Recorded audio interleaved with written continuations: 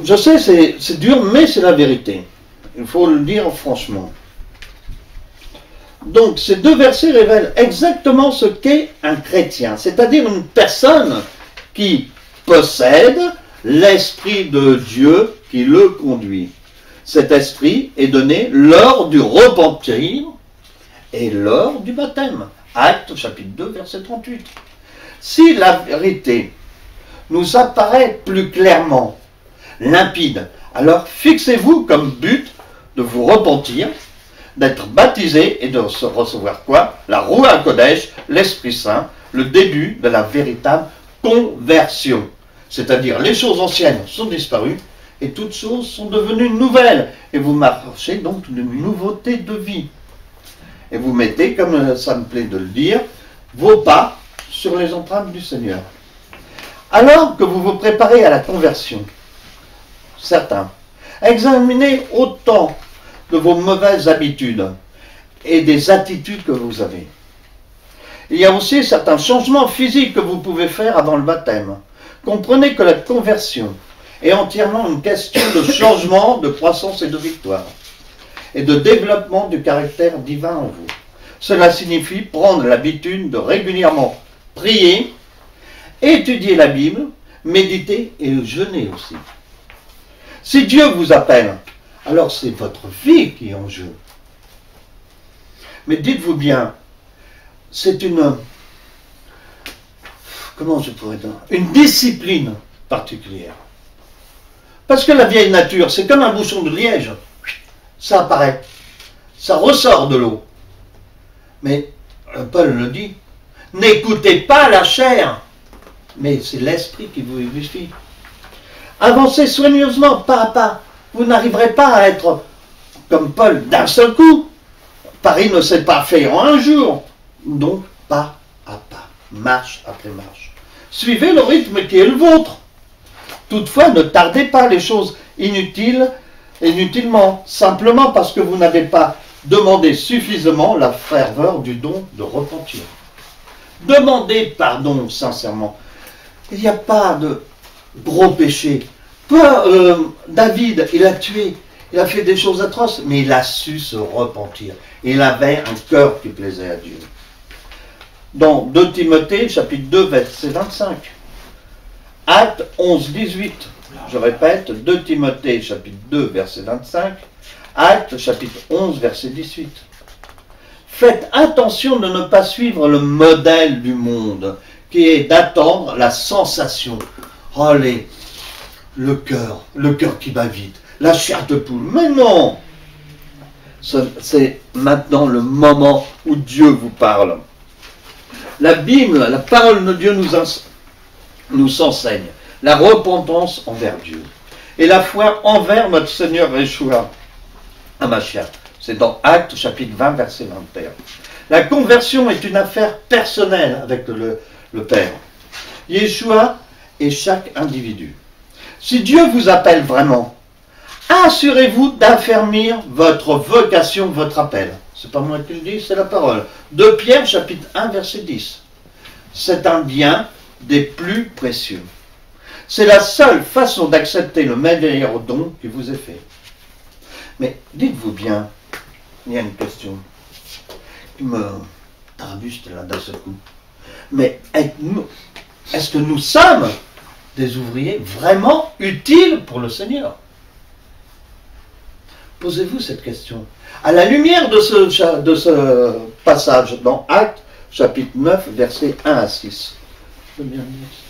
Actes, chapitre 9, versets 1 à 6.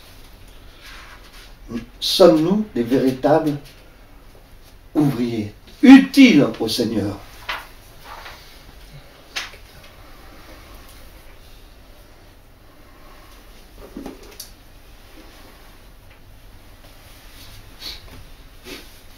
Acte 9.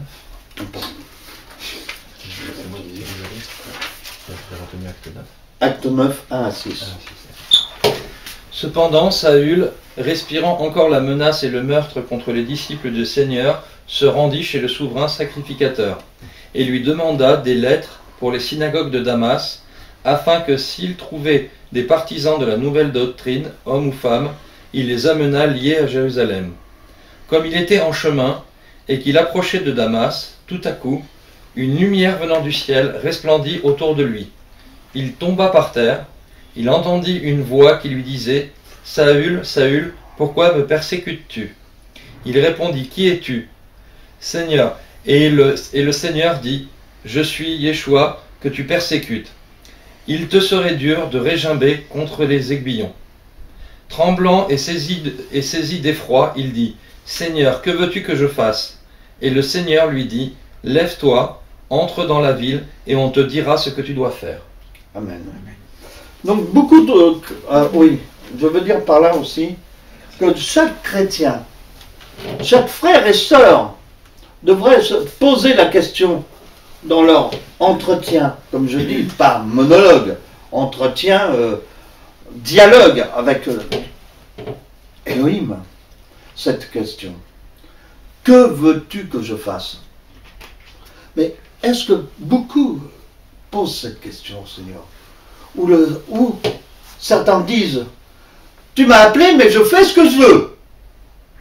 Je vais là, mais je te sers. Mais c'est pas ce que le Seigneur dit. Le Seigneur dit, viens, toi, suis-moi, et va là où je t'envoie, mais pas là où tu vas. Donc, posez-vous cette question. Que veux-tu que je fasse, Seigneur? Que ta volonté soit faite dans ma vie. Amen. Beaucoup trop de chrétiens se contentent de chauffer les bancs de leur assemblée, après avoir été appelés, sauvés. Peu de temps après avoir saisi ces deux appels, l'appel au salut et l'appel au ministère ou au service du Seigneur. Non. Ils ont reçu, soit par une prophétie, soit par une parole du Seigneur, ou quand même que le Seigneur a parlé. Non. Non, je ne bouge pas. Je suis bien comme je suis. Non, vous n'êtes pas bien comme vous êtes. Le Seigneur vous appelle. Le Seigneur est souverain. Il connaît mieux que vous la marche à suivre. Soyez humble envers le Seigneur. Le Seigneur vous élèvera. En effet, Dieu veut que tous les hommes soient sauvés. C'est pourquoi chaque être humain aura été sollicité pour ouvrir son cœur au Seigneur, au moins une fois dans sa vie. On voit ça dans 1 Timothée chapitre 2 verset 4, Apocalypse 3, 20 et Matthieu 11, 28. Et la Bible, elle déclare quelque chose qui est formidable, si on médite bien la parole. Je vais demander à quelqu'un de lire ce verset, il est vraiment merveilleux. Éphésiens chapitre 2 verset 10. Je peux lire. Ah, c'est peut-être pour toi, José, cette parole. Amen. Peut-être. Amen. Éphésiens 2 verset 6. 10. 10. 2 verset 10. Je lis. Car nous sommes son ouvrage, ayant été créés en Yeshua HaMashiach pour de bonnes œuvres que Dieu a préparées d'avance afin que nous les pratiquions.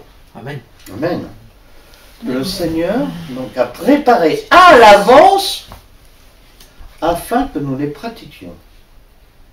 Ah, il a préparé d'avance les œuvres pour que nous les pratiquions. Donc, moi je réfléchis, si nous ne les pratiquons pas, nous commettons un péché. Malheureusement, parmi les mauvaises habitudes et façons de penser que l'Église a pris au cours des siècles, il y a notamment cette idée selon laquelle il n'y aurait rien, pour ainsi dire, qu'une seule vocation au sein du corps du Mashiach. Celle du pastorat, celle du pasteur, bien entendu. Alors, or, nous savons dans la lumière de Éphésiens 4, 11, que le Saint-Esprit, qu'est-ce qu'il a fait? On va le lire. Éphésiens 4, 11.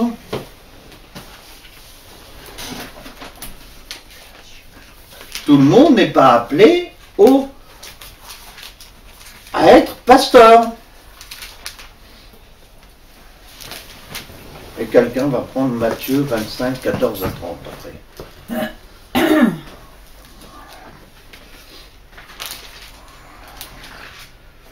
Je vous fais beaucoup lire. Et il a donné les uns comme apôtres, les autres comme prophètes, les autres comme évangélistes, les autres comme pasteurs et docteurs. Amen. Amen. Elias A. 1, 2, 3, 4, 5. Un est apôtre et un autre est pasteur. Voilà, je réfléchis encore dans ma petite tête. Donc un pasteur n'est pas apôtre, puisque ce sont deux rôles différents. Et un prophète n'est pas pasteur, ni docteur. Chacun a sa place, bien définie par Dieu. Donc ne soyons pas plus que Dieu, en vue de l'édification spirituelle des saints. Toutefois, tous les chrétiens ne sont pas forcément appelés à exercer l'un de ces ministères. Mais cette vérité ne doit pas les amener à être oisifs, comme ça la bouche ouverte, attendant la béquille. Non, ils doivent être des pierres vivantes, car Dieu a doté chaque être humain, à plus forte raison ses enfants, d'au moins un don, une grâce. Ceci est confirmé par la parabole des talents. Qui est-ce qui veut bien lire? Excusez-moi, l'étude est un peu longue, mais très enrichissante, je crois. Matthieu, chapitre 25, versets 14 à 30.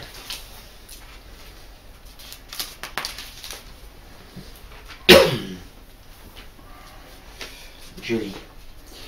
Il en sera comme d'un homme qui, partant pour un voyage, appela ses serviteurs et leur remit ses biens.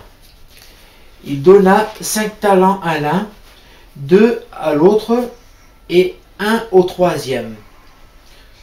À chacun selon sa capacité, et il partit aussitôt.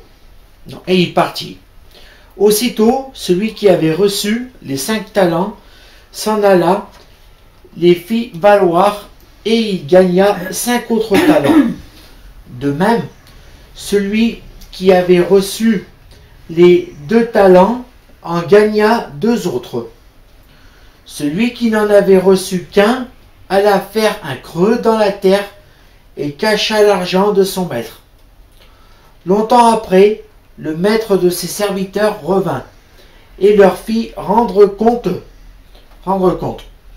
Celui qui avait reçu les 5 talents s'approcha en apportant 5 autres talents, et il dit: Seigneur, tu m'as remis 5 talents, voici, j'en ai gagné 5 autres. Son maître lui dit: C'est bien, bon et fidèle serviteur. Tu as été fidèle en peu de choses, je te confierai beaucoup. Entre dans la joie de ton maître. Celui qui avait reçu les 2 talents s'approcha aussi, et il dit: Seigneur, tu m'as remis 2 talents. Voici, j'en ai gagné 2 autres. Son maître lui dit: C'est bien, bon et fidèle serviteur. Tu as été fidèle en peu de choses, et je t'en confierai beaucoup. Entre dans la joie de ton maître. Celui qui n'avait reçu qu'un talent s'approcha ensuite, et il dit: Seigneur, je savais que tu es un homme dur, qui moissonne où tu n'as pas semé, et qui amasse où tu n'as pas vanné. J'ai eu peur, et je suis allé cacher ton talent dans la terre. Voici, prends ce qui est à toi. Son maître lui répondit: Serviteur méchant et paresseux, tu savais que je moissonne où je n'ai pas semé, et que j'amasse là où je n'ai pas vanné. Il te fallait donc remettre mon argent au banquier, et à mon retour, j'aurais retiré ce qui est à moi, avec un intérêt. Ôtez-lui donc le talent, et donnez-le à celui qui a les 10 talents, car on donnera à celui qui a, et il sera dans l'abondance, mais à celui qui n'a pas, on ôtera même ce qu'il a. Et les ténèbres du dehors, où il y aura des pleurs et des grincements de dents. Et le serviteur inutile, jetez-le. Ah oui, pardon. Ôtez-lui le talent et donnez-le à celui qui a 10 talents, car on donnera à celui qui a, et il sera dans l'abondance. Mais à celui qui n'a pas, on ôtera même ce qu'il a. Et le serviteur inutile, jetez-le dans les ténèbres du dehors, où il y aura des pleurs et des grincements de dents. Et le serviteur inutile, jetez-le dehors. où il y a des grincements de dents. Oui, et malheureusement, il y a beaucoup de chrétiens qui font comme cet homme, qui n'avait reçu qu'un seul talent, et qu'il alla l'enterrer. Savez-vous donc ce que le Seigneur attend de vous? Posez-vous cette question aussi. Qu'est-ce qu'il vous a demandé de faire? Peut-être pour certains dans le passé, que vous avez oublié, que vous avez été amnésique, et que ça vous est revenu, ou que le Seigneur vous a parlé en ce jour, aujourd'hui. Mais être serviteur, le mot est là, serviteur, on doit être humble, parce que Dieu élève l'humble et abaisse l'orgueilleux. Donc on doit avoir quoi? L'esprit de service. D'ailleurs, le Seigneur l'avait, cet esprit de service. Nous pouvons le lire dans Philippiens, chapitre 2, versets 3 à 8.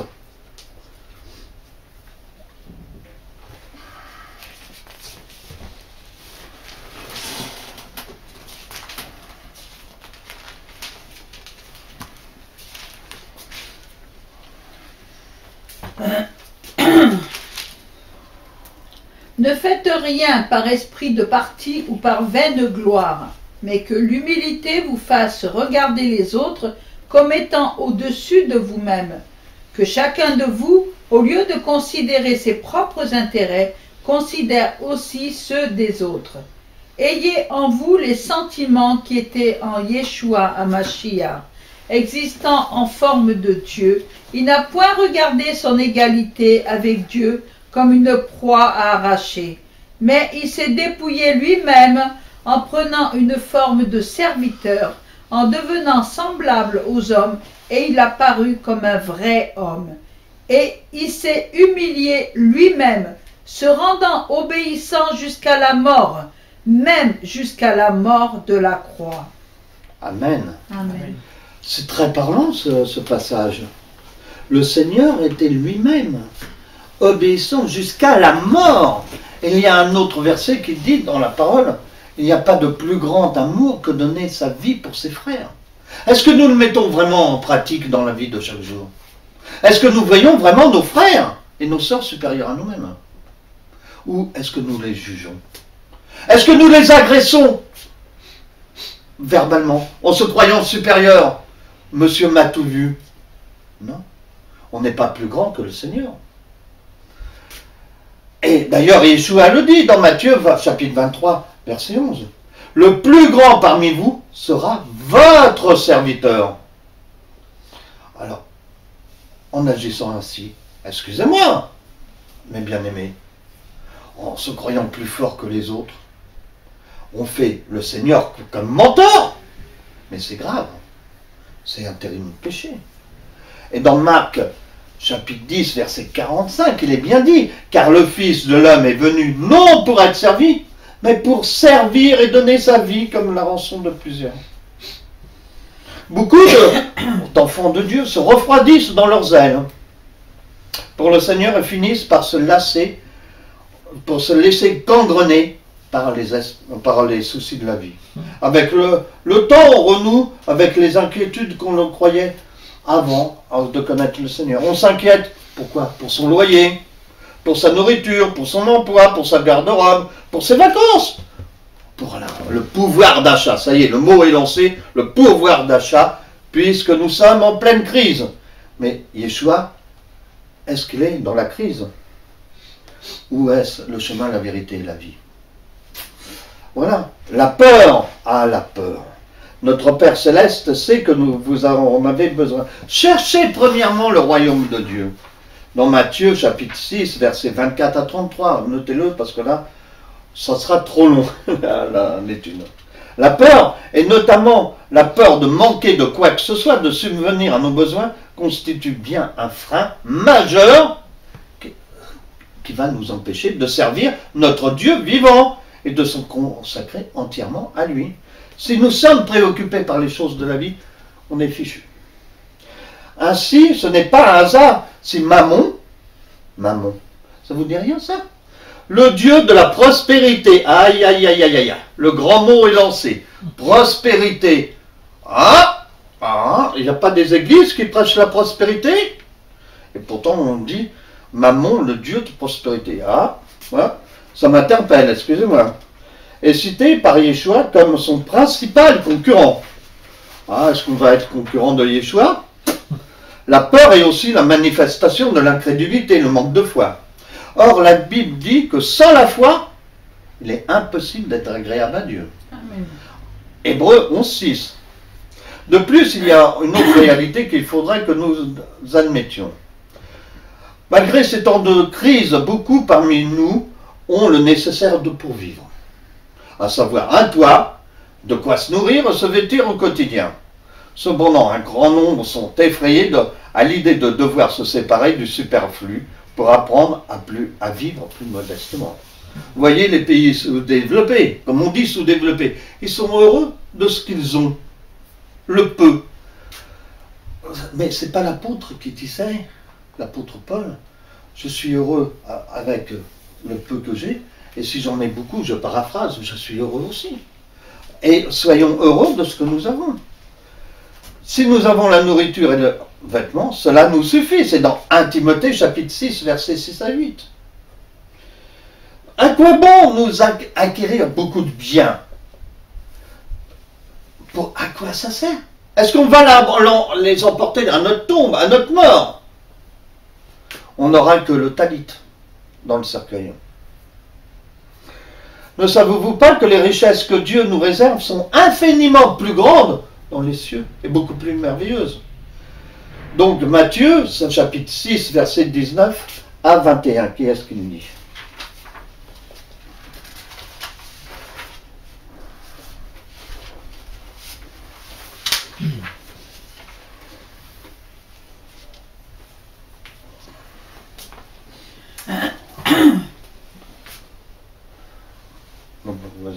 Chapitre 6. 9 à 21. 9 à 21, c'est bon. 19 à 21. Ah, 19, pardon. Alors, ne vous amassez pas les trésors sur la terre, où la teigne et la rouille détruisent, et où les voleurs percent et dérobent. Mais amassez-vous des trésors dans le ciel, où la teigne et la rouille ne détruisent point, et où les voleurs ne percent ni ne dérobent. Car là où est ton trésor, là aussi sera ton cœur. Amen. Amen. Donc sachez que dans le royaume de Dieu, il n'y a pas de chômage. Amen. Il y a plein de postes à pourvoir. Plein de postes à pourvoir, soulignez bien. Et 1001 façons de servir le Seigneur. On voit ça dans 1 Corinthiens, chapitre 12, versets 28 à 31. Sachez quand même que le Seigneur, il vous a choisi une place pour vous. Ayez foi en Dieu. Il vous oindra, vous équipera et vous donnera la capacité de faire son œuvre. Ne perdons plus notre temps. Consacrons-nous et rendons-nous utiles à Dieu. Soyons fidèles dans tout ce qu'il nous a confié, et le Seigneur ne manquera pas de nous récompenser. Mais avant cela, commencez à demander au Seigneur, que veux-tu que je fasse? Alors il y a la conclusion, j'ai pris un petit passage que j'aime beaucoup. Il y a deux personnages dans la Bible que j'aime, car ils ont eu vraiment une intimité avec Dieu. Ils ont eu vraiment un dialogue avec Dieu. Abraham, le père de la foi, qui a discuté avec Dieu à maintes et maintes reprises, même à Sodome et Gomorrhe. S'il y en avait 50, s'il y en avait 10, mais c'est merveilleux. Et l'autre personnage, le plus grand pour moi, Moïse. Alors on va prendre le dialogue de Moshe avec Dieu, qui va nous apprendre qu'est-ce que c'est l'appel réel. Donc, il y a des sortes de questions que Dieu aimerait discuter avec nous. Aujourd'hui, à l'instant même, dans la vie de Moshe se trouvent des pistes vraiment très intéressantes. On peut noter, ça c'est pour les étudiants qui veulent vraiment creuser la parole, dans Exode, chapitre 3, versets 3 et 4, lors de l'avènement du buisson ardent. Vous vous souvenez du buisson ardent? 3 et 4. Moshe est appelé à conduire le peuple d'Israël de l'esclavage en Égypte au pays promis, où il y a coule le lait et le miel. Dieu explique à Moshe, dans une longue discussion, le pourquoi et le comment de ses commandements. On y retrouve 7 points, écoutez bien, 7 points clés et 7 engagements de Dieu qui peuvent nous éclairer au sujet de notre appel. Ils nous servent à des repères pour l'avenir et l'affermissement de notre appel. De Pierre, chapitre 1, verset 10. Donc, le premier point. Qu'est-ce qui m'attire? Qu'est-ce qui m'attire? Moshe dit, je veux faire un détour pour voir quelle est cette grande vision et pourquoi le buisson ne se consume pas. Il a été curieux, ça l'attirait, il voulait savoir le pourquoi et le comment. Il avait faim et soif. Exode chapitre 3, verset 3. Moïse est complètement captivé par le buisson ardent qui s'en approche. Exode 3.3. Par cette démarche, il nous enseigne symboliquement la première étape de notre cheminement pour découvrir notre appel. Cela nous revoit à ces questions. Qu'est-ce qui attire notre regard? Qu'est-ce qui retient mon attention et ma curiosité? Est-ce la télévision? Est-ce les belles filles? Est-ce mon travail? Ou est-ce la parole? Y a-t-il des sujets et des aspects de ma vie qui m'interpellent, de sorte que je m'implique encore plus volontiers dans un projet spécifique? Deuxième question, primordiale à mon avis. Parce que quand on veut être ouvrier du Seigneur, le servir, on peut se poser cette question, suis-je totalement disponible pour Dieu? Exode 3.4 qui nous dit, l'Éternel vit qu'il se détournait pour voir, et Dieu l'appela du milieu du buisson en disant, Moshe, Moshe, et il répondit tout de suite, me voici. Ça vous dit rien ça? Le Seigneur, toi suis-moi. Toi suis-moi. Ça me rappelle ça moi. La deuxième étape consiste à reconnaître que ce n'est pas le buisson ardent qui est déterminé, ni les choses qui me fascinent dans la vie, mais au contraire qu'il s'agit d'entendre, d'écouter et de reconnaître la voix de Dieu à travers d'elle. Il m'appelle, il s'adresse à moi personnellement pour montrer notre disponibilité. Nous pouvons enlever symboliquement nos chaussures et dire « me voici ». Lorsque nous nous rendons disponibles pour Dieu, il nous montre ce qui touche son cœur par rapport aux humains. Exode chapitre 3, verset 7-10. Et comment il vient nous faire participer à son œuvre libératrice, cela nous conduit à la prochaine question. C'était la 2, hein?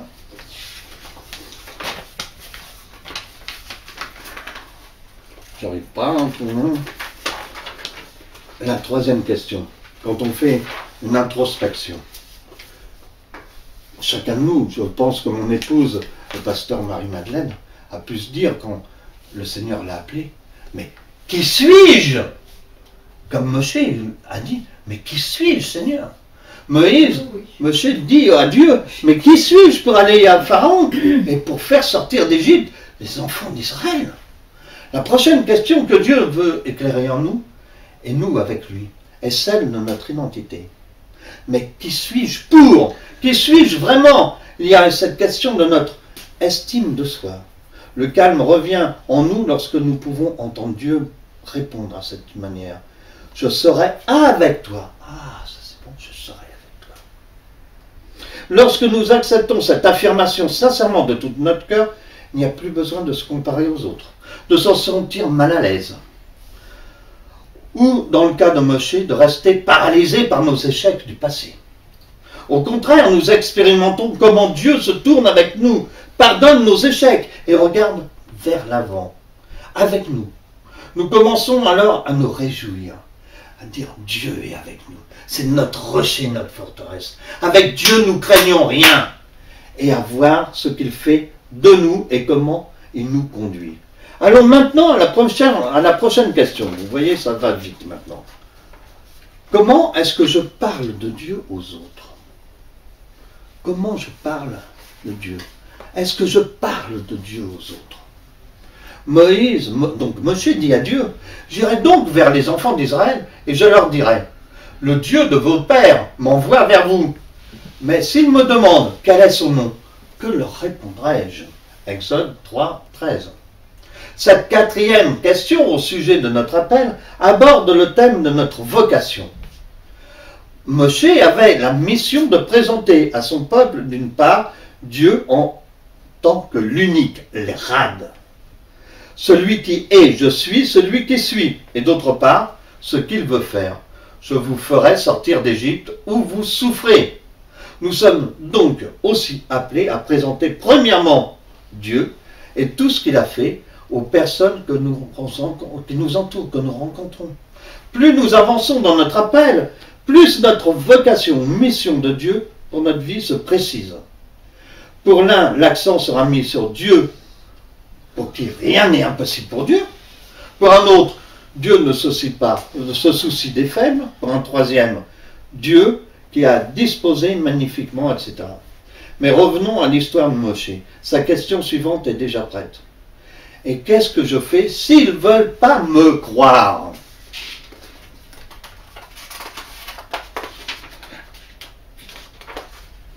C'est la cinquième question. Mais qu'est-ce que j'ai dans mes mains? Qu'est-ce que j'ai? L'Éternel demanda à Moshe.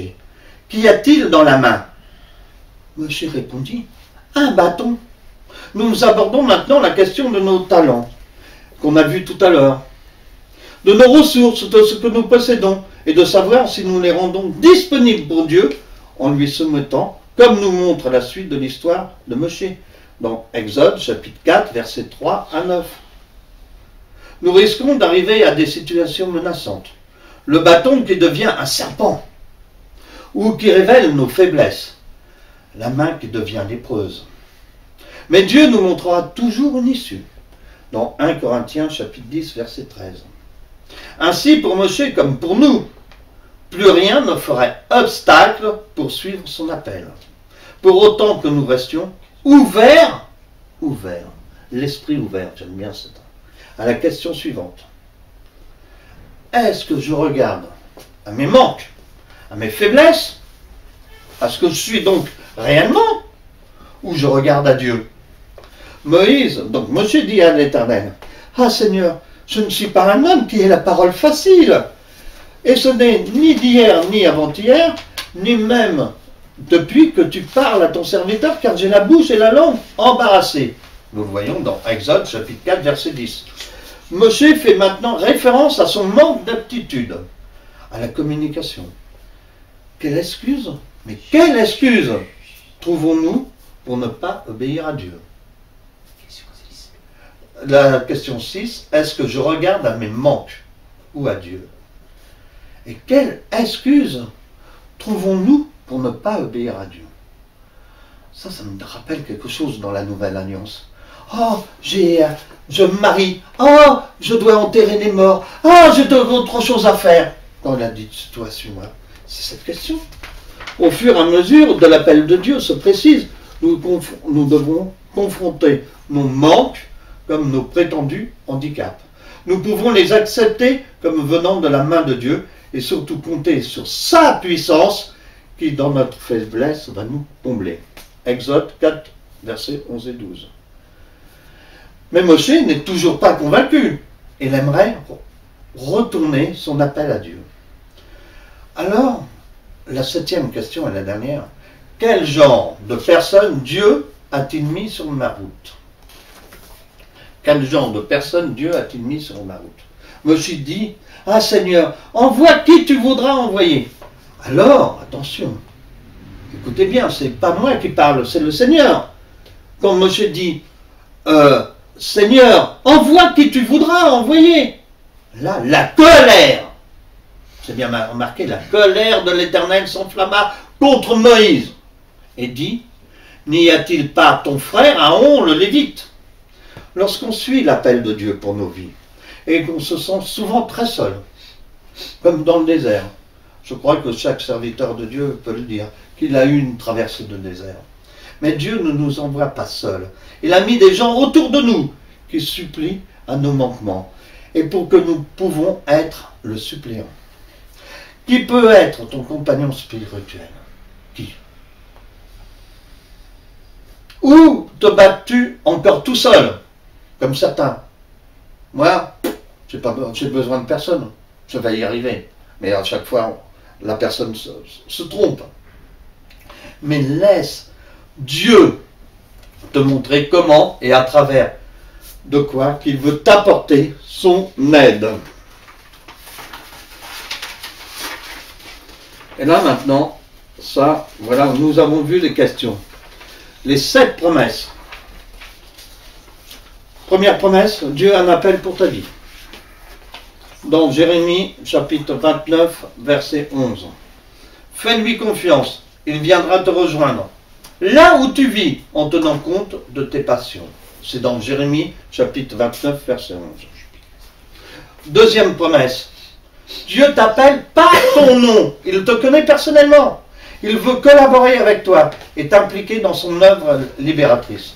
Fais-lui confiance en mettant sa vie et à sa disposition sans condition. 1 Corinthiens, chapitre 1, verset 30. Dieu te connaît. Il veut te révéler qui tu es véritablement. Comment il est présent dans ta vie. Quatrièmement, Dieu a un message unique et libérateur pour toi, qu'il souhaite que tu proclames au travers de tes paroles et de tes actes. Chacun a ça c'est, on peut le dire, mon épouse et moi-même, chacun a une vision particulière. Un ministère est différent à un autre ministère. Nous, le Seigneur, notre vision, c'est d'aimer son prochain. C'est de aider son prochain, de le mettre comme Dieu veut voir l'être humain. C'est ça pour nous. Fais-lui confiance à Dieu, fais confiance à Dieu, il te guidera dans ce que tu diras à tes proches. Et comment tu le feras? Romains, chapitre 8, verset 13. Cinquième plan, Dieu t'a donné des dons et des ressources afin que ton engagement soit empreint de puissance et d'autorité spirituelle. Prie pour recevoir la direction de la Roua Kodesh, du Saint-Esprit. Investis les compétences avec confiance. Jean 14, 12, 13. Éphésiens, chapitre 1, verset 21. 6. Tes faiblesses, tes manques et tes handicaps ne sont pas un problème pour Dieu. Fais-lui confiance. Il peut même les utiliser pour se glorifier. Romains, chapitre 8, verset 26 à 30. Et maintenant, le dernier. Dieu ne te laisse jamais seul. Il comble tes besoins et manque au travers d'autres personnes. Fais-lui confiance. Permets aux autres de t'aider. Encore, c'est l'humilité, ça. Permets aux autres de t'aider. Et donne un coup de main à ceux qui en ont besoin. Ésaïe, chapitre 41, verset 13. Voilà, mes bien-aimés, la parole que j'avais sur le cœur. Je crois que c'est une parole pratique qui peut vous éclairer si vous êtes vraiment ou non appelé de Dieu. Amen. Amen. Pasteur Marie-Madeleine.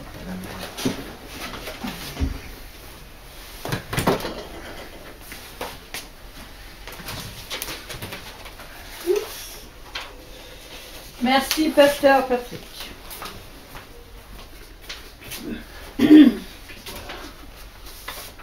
Quel enseignement, dis donc. Très enrichissant. Très enrichissant. Quel enseignement très enrichissant, en effet. Avant d'en venir à la suite, je voudrais parler à vous qui êtes fatigués, chargés, exclus de la société ou à la rue, rejetés des églises. Je voudrais vous dire, venez à la maison de notre Père Céleste. Vous trouverez ici l'amour, la compassion et l'espoir. Comme je vous ai dit au départ, nous ne sommes pas une église, ni une assemblée de plus, ni encore une religion, mais des personnes qui se réunissent pour que les choses bougent, comme notre Père Céleste nous demande de faire. Nous nous réunissons comme au temps des apôtres, à la chambre haute, et nous nous attendons à tout moment à la manifestation du Saint-Esprit, car nous mettons nos pas dans les empreintes faites par notre Seigneur et Sauveur, et nous prêchons la parole dans son intégralité, comme vous avez pu le constater. sans ambiguïté, sans langue de bois et sans compromis.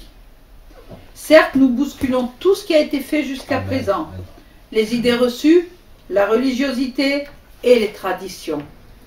Mais c'est exactement ce qu'a fait Yeshua lors de son ministère. Et n'est-il pas le même hier, aujourd'hui et éternellement?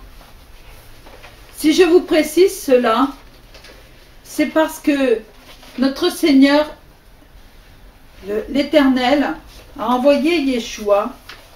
Il ne l'a pas envoyé pour ceux qui sont bien portants, mais il l'a envoyé pour tous ceux qui sont malades, qui sont rejetés.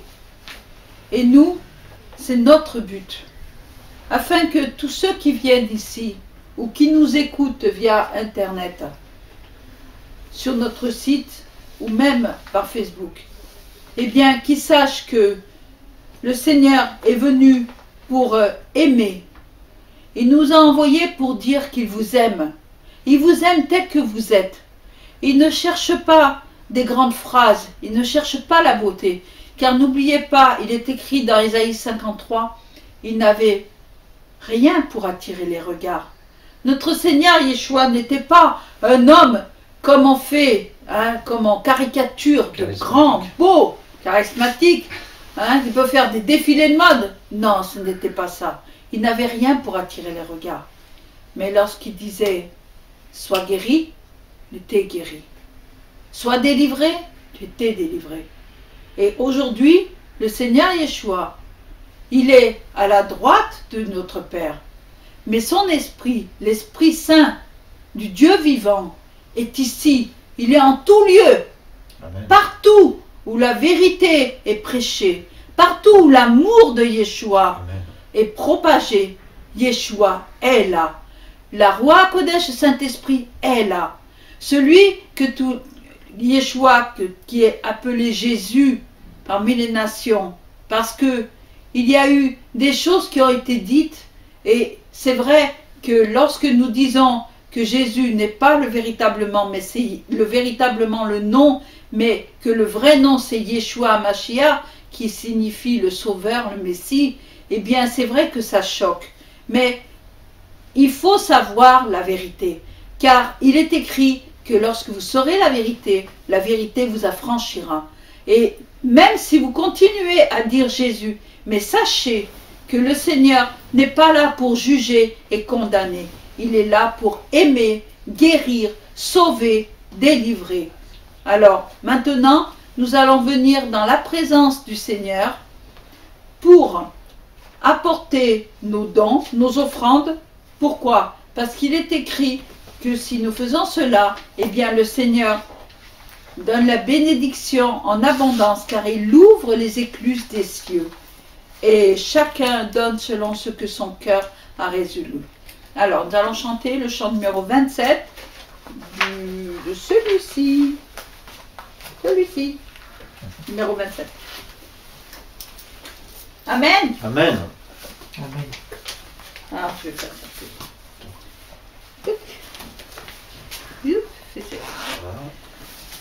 Je viens dans ta présence, Seigneur de l'univers.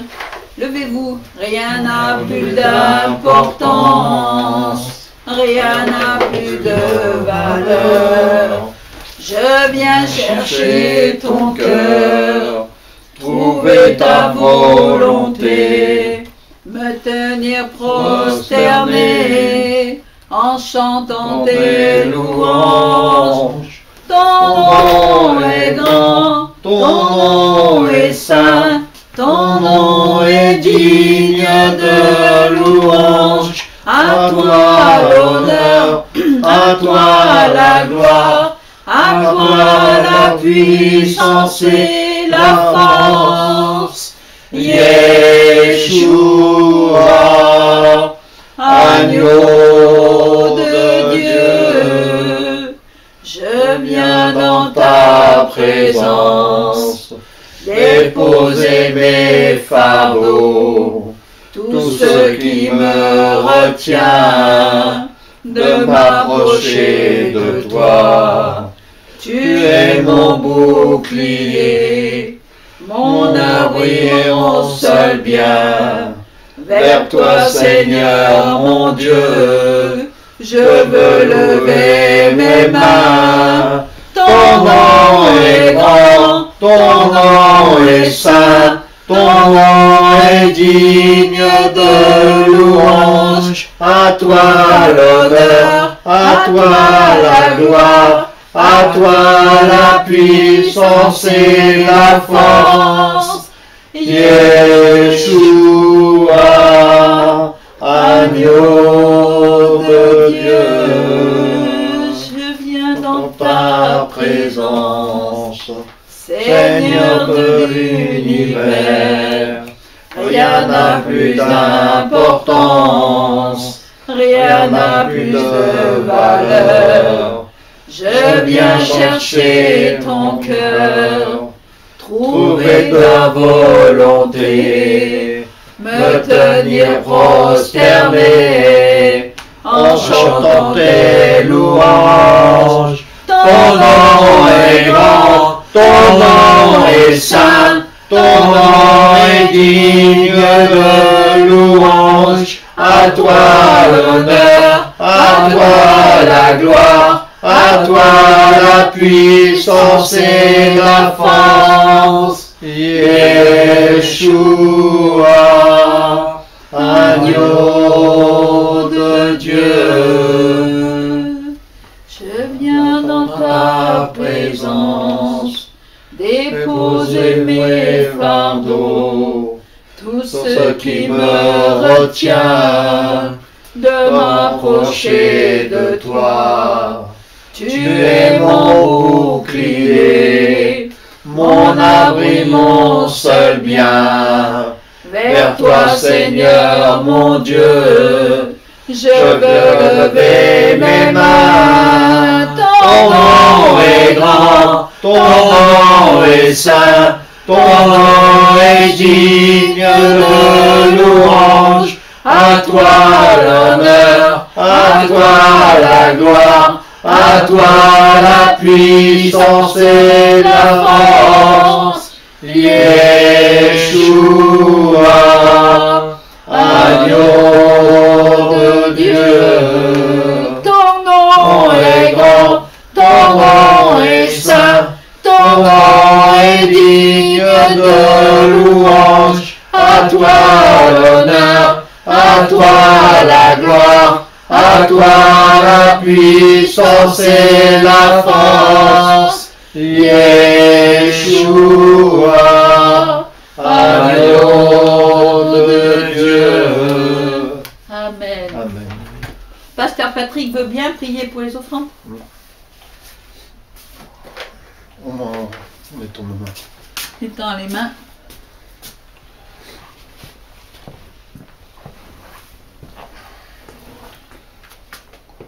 Ô Seigneur Dieu Tout-Puissant, Adonai Elohenu, ô Père, nous te remercions de ta présence. Nous te remercions pour l'Esprit Saint que tu nous as envoyé, la Roua Kodesh. Ô toi, tu es un Dieu multiplicateur.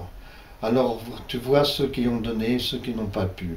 Tu bénis tous ceux qui ont donné et tu as béni aussi tous ceux qui n'ont pas pu, afin qu'ils puissent donner la prochaine fois. Car cet argent est le fruit vraiment pour agrandir ton œuvre, Seigneur. Il sera employé uniquement pour ton œuvre. Et nous te demandons, Père, de la fructifier. Et que ton nom soit glorifié par Yeshua Mashiach. Amen. Amen. Amen. Alors, ouais. Maintenant, c'est le temps des annonces. Comme vous le voyez, nous nous réunissons à chaque Shabbat de 14h à 17h environ, suivi d'une agape, car les liens d'amour doivent être resserrés en se connaissant les uns les autres. Le Seigneur a dit aimez-vous les uns les autres. Amen. Alors, Amen. quel meilleur moyen de montrer notre amour que de partager un moment après avoir été nourris spirituellement, nous nous nourrissons Physiquement. physiquement. Amen. Ensuite, Concernant les dimanches, car nous nous réunissons chaque dimanche de 14h à 16h. Alors, le premier dimanche du mois, réunion de dames, 14h à 16h. Le deuxième dimanche du mois, réunion pour études bibliques et pastorales. Troisième dimanche du mois, qui est demain, c'est réservé aux sorties culturelles et culturelles. Notamment demain, nous allons visiter le musée de la Shoah. Le quatrième dimanche du mois est réservé aux visites pastorales, c'est-à-dire que nous nous déplaçons pour aller visiter les malades. Donc si vous avez besoin d'une visite, d'un encouragement, de prière et tout, vous nous contactez via notre site internet ou sur notre boîte mail qui est, rappelle-moi, atikva@yahoo.com. De toute façon, tous les renseignements sont sur notre site internet et sur Facebook. Même sur Facebook, vous trouvez tous les renseignements. Ensuite, le mercredi aussi, nous avons réunion de prière de 18h à 20h, mais exceptionnellement ce mercredi n'aura pas lieu, ni demain n'aura pas lieu la sortie. Si, demain il y aura lieu la sortie quand même. Il y aura lieu la sortie quand même. Mais comme mon époux rentre à l'hôpital demain pour se faire opérer lundi, donc exceptionnellement mercredi soir, il n'y aura pas de réunion de prière de 18h à 20h. Mais ça, je précise, c'est la seule réunion qui n'aura pas lieu. Parce qu'on ne veut pas que nos brebis soient dispersés et n'aient pas de nourriture.